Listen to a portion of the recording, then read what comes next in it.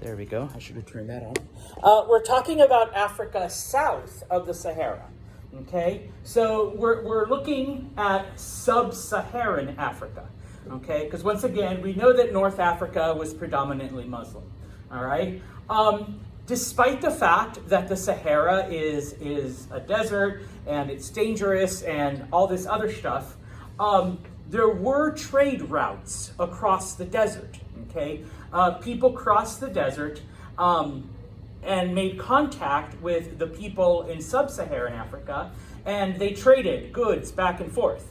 Okay, part of this, and this once again you should have learned in History 1 if you took it, and if you didn't, well, now you're learning. Was the domestication of the camel. All right. Allows people to cross the Sahara. Why is the camel important as opposed to like a horse or an elephant? I don't know. Because the camel can store water in its humps. Yeah, the camel can go long distances without water. It can store water. And so that's like the perfect, pack animal to go across a harsh desert. Now, there are various oases throughout the Sahara. And so many of these trade routes go from oasis to oasis.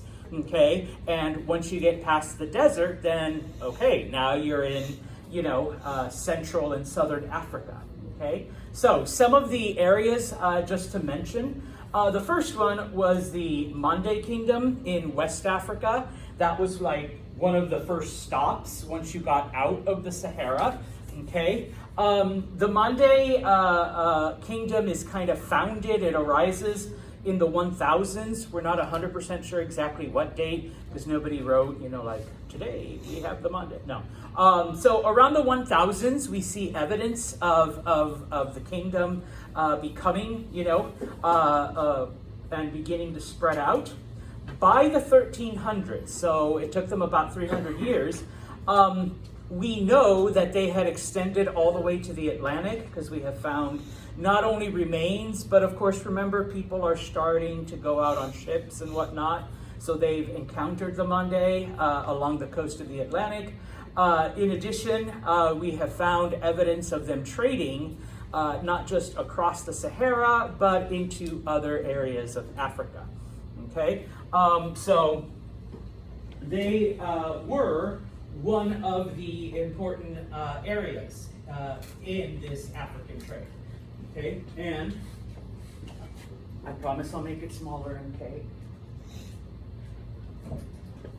Here's where the Mande started. So right here, right as soon as you get out of the Sahara, okay? And then it eventually spreads out onto the west coast.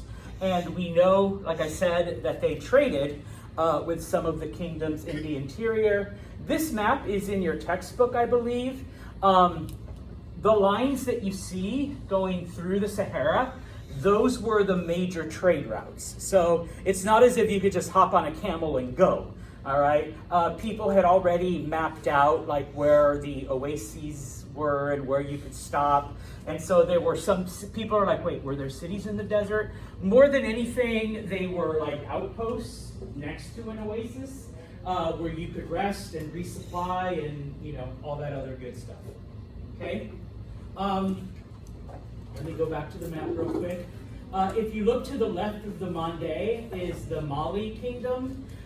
This is another kingdom along West Africa, okay?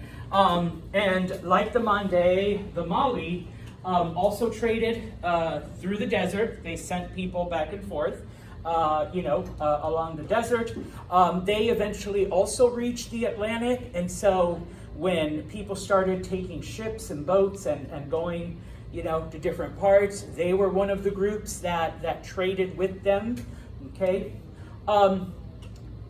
If you've ever heard of the city of Timbuktu, that was part of the Mali Kingdom. That was their main city.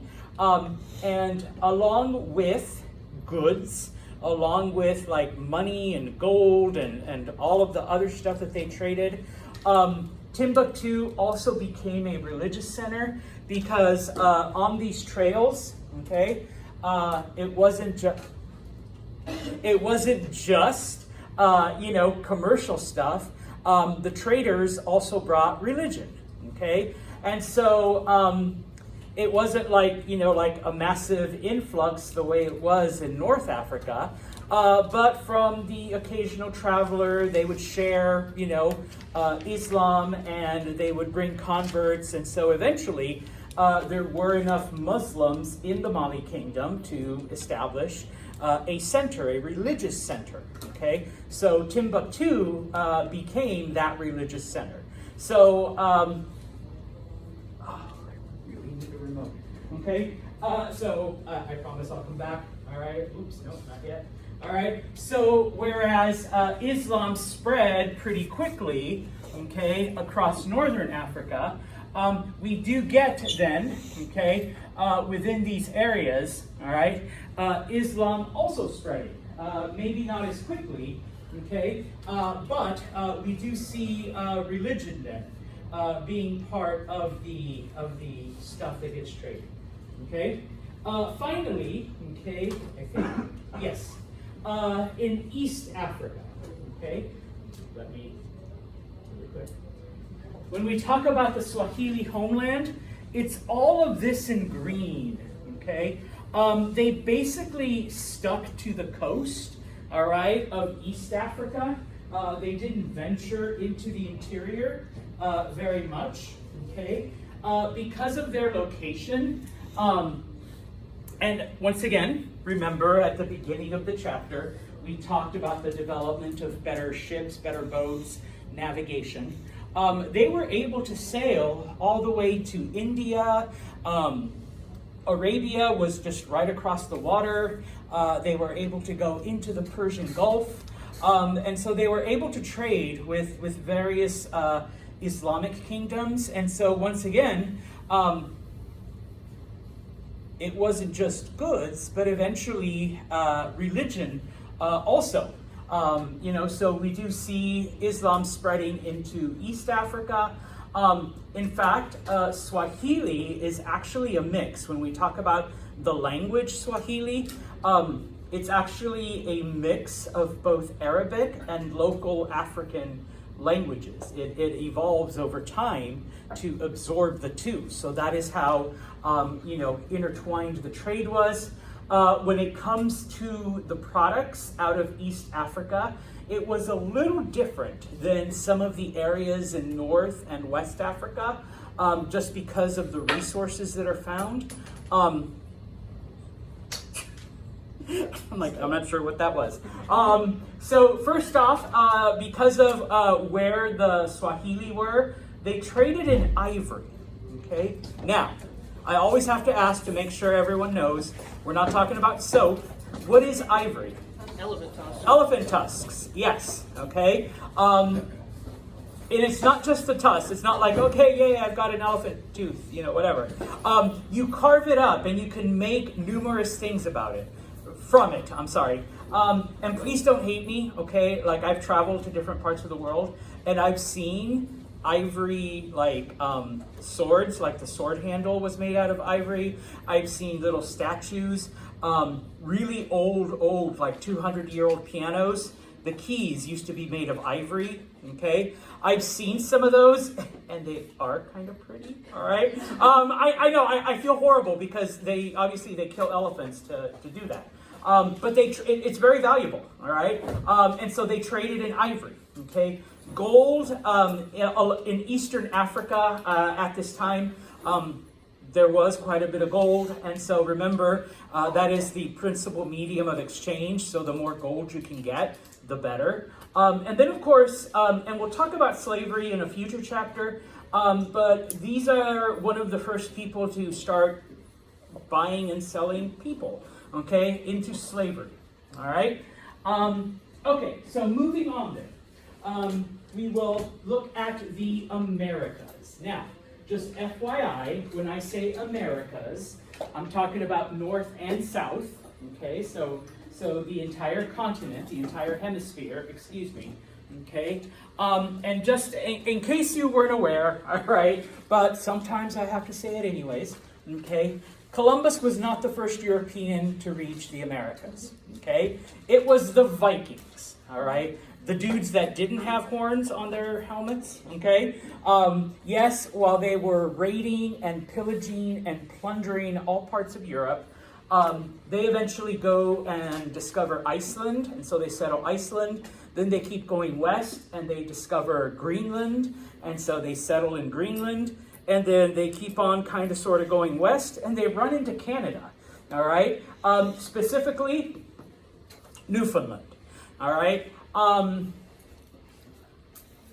Other than this encounter with the Vikings, and the reason why we don't celebrate Viking Day, we have Columbus Day in October, but we don't have Viking Day, is because we do. Okay, thank you. I stand corrected. Bless you. But because they came, they traded with the natives, and then they left, and they didn't come back. Okay. Now they did establish, some small settlements, but once they left them, they left them. Okay. They just abandoned them. They didn't see any purpose, any future there. Okay. So outside of this contact from the Vikings in about the year 1000, the Americas remain isolated until 1492. Okay. Now there may have been other encounters. We're almost certain of it, but just nobody wrote them down. Nobody kept track. But the fact that, we keep finding things, all right, kind of leads to like, oh yeah, looks like somebody, crash landed here, and then, that was it. They died, or they went away and just never, did anything. Okay. So looking at the Americas, all right, we're going to look at South America first, all right. In South America, the main society around 1000 was a group known as the Chimu Empire. You don't need to remember Chimu, okay? But the things you do kind of need to remember, most of these, okay, existed near the Pacific Ocean. In the Americas, we do have the Mississippi and we do have the Amazon, but for the most part, there is no major river system. So a lot of these societies developed near the ocean, okay?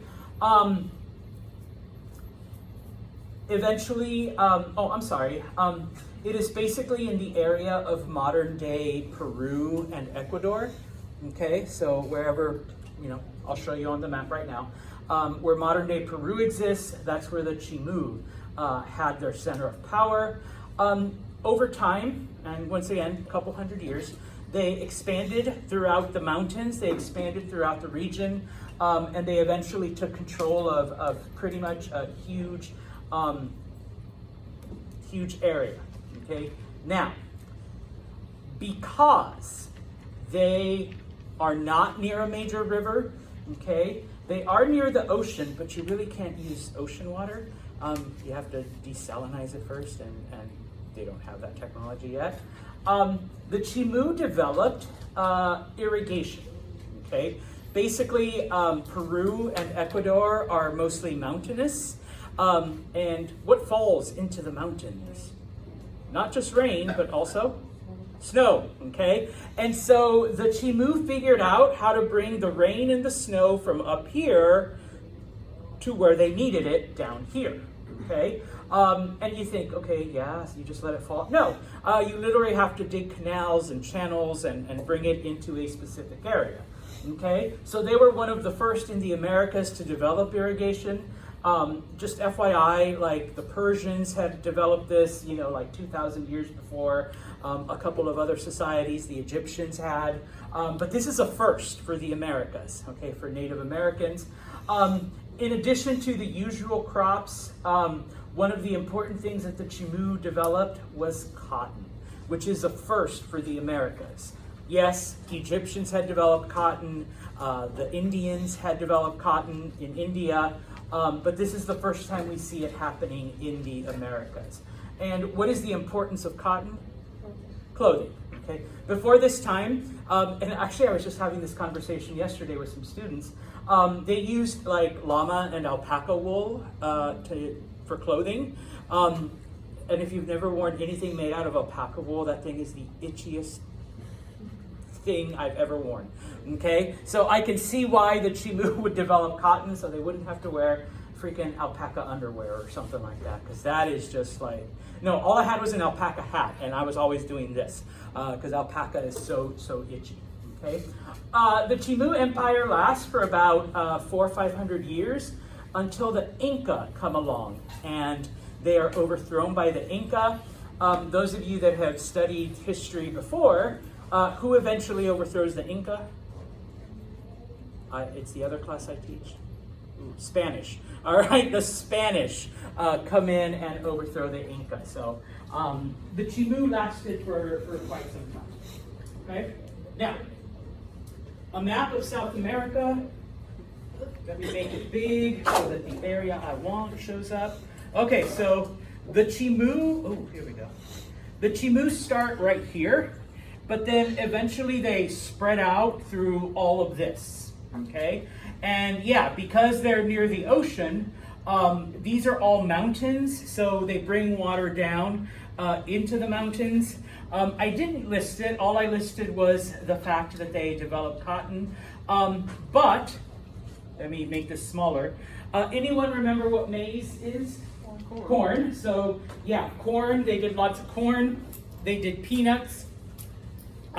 Just FYI, peanuts did not exist in the Eastern world. They grew in America, okay?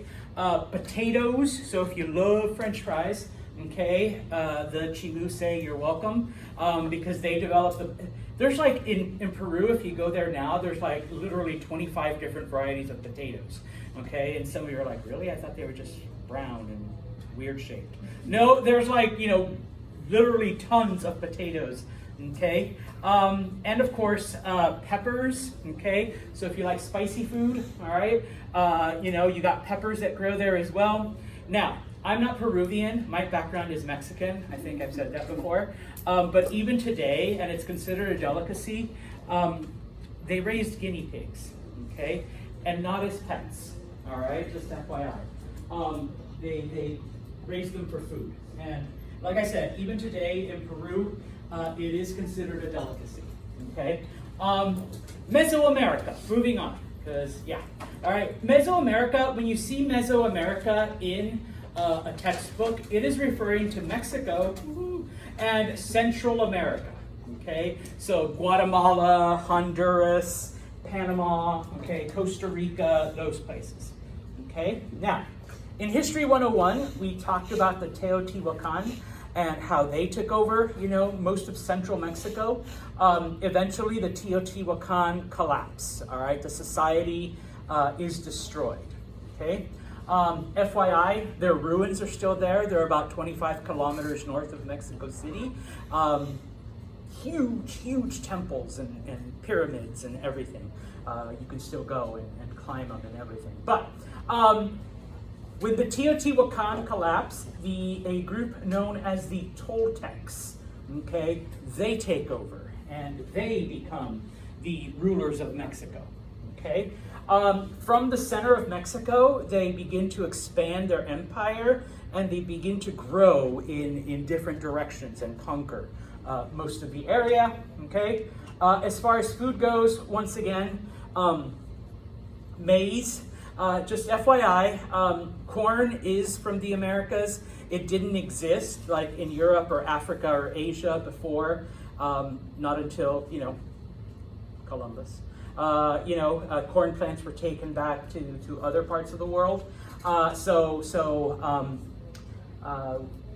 We also get corn from Mexico. Same thing with beans, okay? Beans are specific to the Americas. And so the Toltec, harvested and grew and developed different kinds of beans, and also squash, okay? That is also another crop that develops in this area. As far as animals go, okay, no dogs for food, but dogs were domesticated as not necessarily pets, but as work animals, okay? Most early dogs, just FYI, were not kept as pets.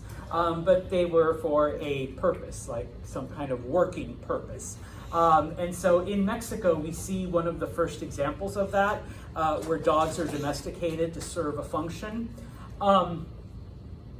Believe it or not, there is deer in central Mexico, and so the Toltecs survived by hunting deer.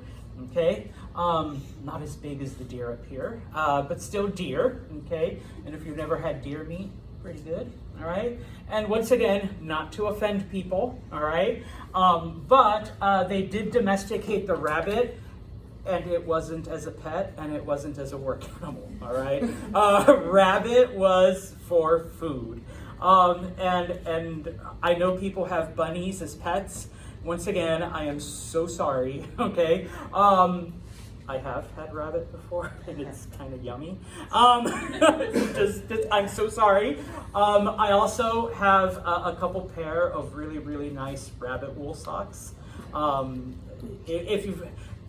If you ever go shopping and you see something and it says it's Angora, Angora is rabbit fur, okay? Just, you're like, what? Yeah. I'm going through my closet, all right, to say Angora. No, okay, yeah, get rid of it. Because a rabbit lost its fur for that sweater, or in my case, the socks, all right? But they're really comfy and they're really soft. I love my Angora socks. So yeah, okay, but once again, I apologize for my entire people. In Mexico, yeah, they domesticated the rabbit for food and for its other products that it provides, okay? And you can see why though. I mean, those things multiply like crazy, and so yeah, you're always gonna have food. All right, and so just to show then, central Mexico, the Teotihuacan start off in central Mexico and then eventually they expand. They do trade with other societies, and we know this because we have found different Toltec, I think I said Toltec, I meant Toltec. We have found Toltec stuff in the southern parts of North America and even in the old Southwest. So we know that they traded with the Pueblo and they traded with this society. We're going to talk about them in like 2 seconds. But we've also found many of their remains in other parts of Mesoamerica. So they did have a pretty big trading network. Okay. Now, in North America, we have a group known as, and I can't believe I didn't write it, they're called the Mississippians. Guess what we named after them? The Mississippi, not Mississippi, but the Mississippi River. Mississippi is named after the river, okay? But they're known as the Mississippians. Nobody remembers that because we tend to call them just the mound builders. All right, and this is actually how I learned it at first when I was like in elementary school. The mound builders. It wasn't until later, like the Mississippians. Yes, the Mississippians. They actually built a city. Their city was Cahokia. All right. If you want to find Cahokia, it is in the area of modern East St. Louis in Illinois, right along the banks of which river? Yes, the Mississippi River. Hence the name of the tribe, the Mississippians. Okay, but yeah, we first see evidence of them developing around 600, the year 600, and from there, they basically, because they're along the Mississippi River, and if you're familiar with that part of the country, you know that different rivers flow into it, and so they just basically followed the rivers. And expanded their empire, their kingdom, and their society, and then made contact with other societies, other cultures, other native tribes, and like I said, eventually you follow the Mississippi River down far enough, you end up in the ocean, and you follow that, you'll end up in Mexico, and so they traded with the Toltec. All right, and the Toltec did the same thing. They followed the ocean until they found the big river, and then just followed that big river and traded with the mound builders, with the Mississippians. Okay, now why do we call them the mound builders? if you've ever traveled through Illinois and Indiana, there are literally these huge mounds in the middle of nowhere. Okay, they use them as temples. They use them as religious areas. They use them as gathering areas. Some of them you can go inside. Some of them are just these big things. And I remember, like, when I moved here to New York, I actually drove across the country, and I drove through Illinois and Indiana. And all my life, I had studied this, and I've seen pictures. But to actually see one of the mounds, I was like, holy shit, they really did make mounds. We don't understand why they did it, other than for religious reasons. But that is just the name that they took. And if you've ever been through those areas, or you just happen to have nothing to do this next summer and want to drive through Indiana and Illinois, you will see mound builders. Okay, hold on. What did I do? Oh, you freeze. Okay, computer, please come back. Oh, okay. Is it that one? Yes, all right. I must have pushed a button. All right, and somebody's Siri just went off. Anyways, the Mississippians, the mound builders, they cleared land for planting, okay? Because once again, back then, that part of the country was all forests, okay? There was trees everywhere. Eventually, though, over time, this leads to their downfall, because part of the reason why we have trees and we make such a big deal is because they do keep the soil steady. And so when you get bad weather, okay, it serves as a natural stop. But without the trees, it just wipes everything away. And so in this case, that's known as erosion. In this case, because they cleared so much land, most of it eroded away and their society collapsed over time. Okay? We finished off the day going back to Asia and talking about the Mongols. We're going to finish with the Mongols. All right? The Mongols were a Central Asian tribe. Okay? Their homeland is in what today is Mongolia. Okay? Hence the name. They were one of those nomadic tribes, and once again, if you took History 101, we talk about those nomadic tribes that just wandered across Asia back and forth with herds, all right, of animals, but they also spent their time pillaging and plundering and raping and moving on and, you know, feeding their animals and all of this other stuff. And basically, they got their food from hunting other animals or their various herds of goats and sheep and all of that other stuff.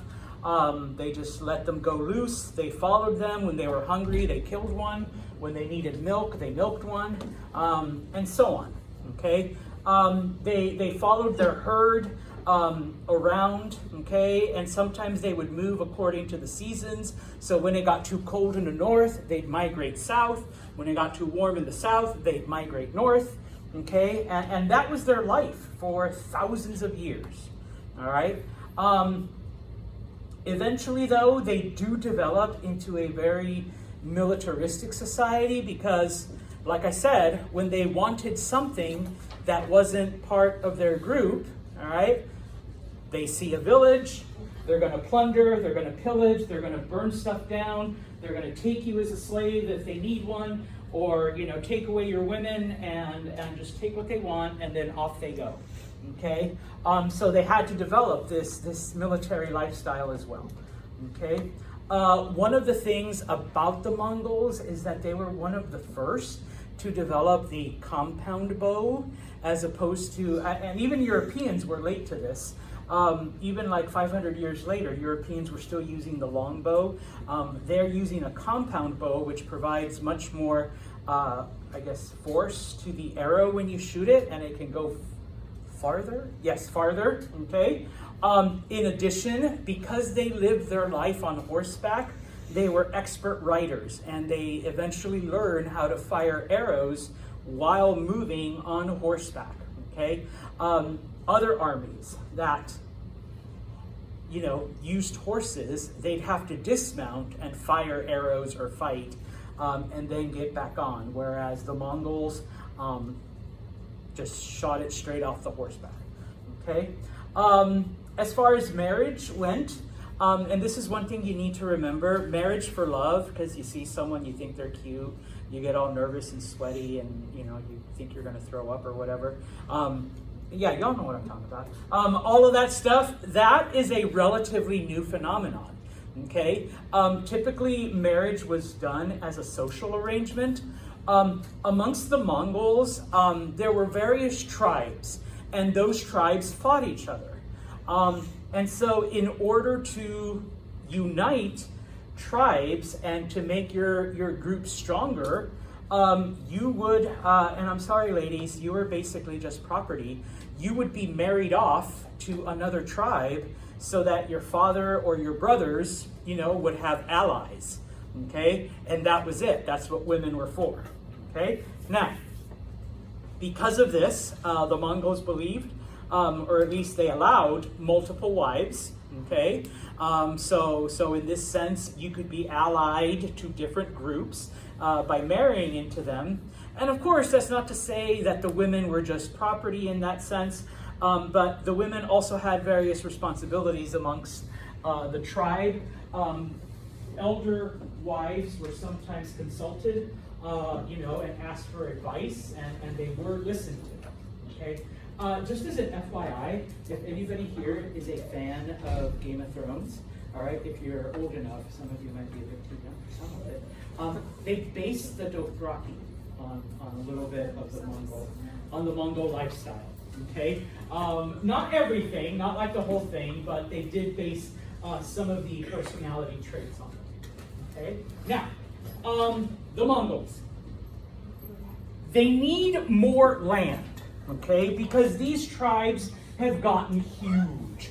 And so they begin to expand all across Asia, all right? Around 1206, these tribes come together because they realize they can't conquer land if they're constantly fighting each other, okay? So they come together in one giant council, okay, of Mongols, and they decide that in order to be able to conquer all of the land that they want, okay, they have to unite. And so they do. Out of all the chiefs, one of them, Chinggis, okay, which in English we write as Genghis, they come under Genghis Khan, they unite under him. You have to remember, he wasn't like leader over everyone, he's just the one that they appointed, okay, because there were dozens of Mongol tribes. And so they agree to come together and now fight every non-Mongolian group they encounter, okay, so that they can all have giant spaces where they can all run free, all right? And so different tribal chiefs are appointed to take over different areas, all of them answering to Genghis, okay? So the two that your book mentions, once again, these are the only two you have to worry about. Huladu, because he goes as far as Syria, Iran, and Egypt, okay? That is how far the Mongols, starting from Mongolia all the way across into, parts of Africa, okay? The Mongols conquer all of that. There's another one, Kublai Khan, and a lot of people, are kind of familiar with Kublai Khan. He, after Genghis conquers northern China, Kublai Khan conquers southern China, and then eventually he is appointed as the ruler of China. Kublai Khan is the one in charge when Marco Polo makes his journey from Italy to China, and he's actually the one that he meets with, okay?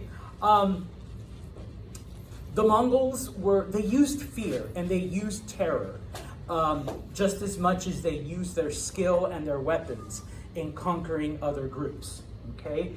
One example, when they conquered Iraq, when they conquered Baghdad, they took the caliph, the person in charge of Baghdad, they rolled him inside a carpet, and then they put him out in an open field, and then they let all the Mongol warriors just ride across him, and they trampled him to death. Okay, he was still alive, all right? And then they basically said, okay, guys, anyone else want the carpet treatment? Do you? He's like, hell no. So, okay, everybody surrendered. Everybody then agreed to fall under, Mongolian rule. Okay, and of course they wanted people to see it so that people would talk about just how brutal the Mongols were. Okay, as I mentioned, this I already talked about, kind of. I got ahead of myself. Genghis conquers northern China, Kublai conquers southern China. It was Kublai Khan who was in charge when Marco Polo came. The Mongol rule of China is known as the Yuan dynasty. Okay? During that time, okay, the Mongols were kind of smart in that they just kept the entire Chinese government intact. They just put themselves at the top. All right? Now, this map is just to show, here's where the Mongols lived. This is where they started. When they finished conquering the world, it took them about 75 years. They went all the way from Korea. They made it to Austria. They were finally stopped in Vienna. Okay, but they had basically conquered Russia and Ukraine. They had conquered, Persia, Iraq. They conquered, the Turks. They tried to conquer Egypt, but they were eventually stopped there as well. All right, but they, like I said, within a small space of time, they did in fact conquer a lot of area. Okay, what eventually brought them down? Okay, well. The Mongols were really good at conquering, but they were really bad at ruling, okay? And that tends to be the case many times, number one.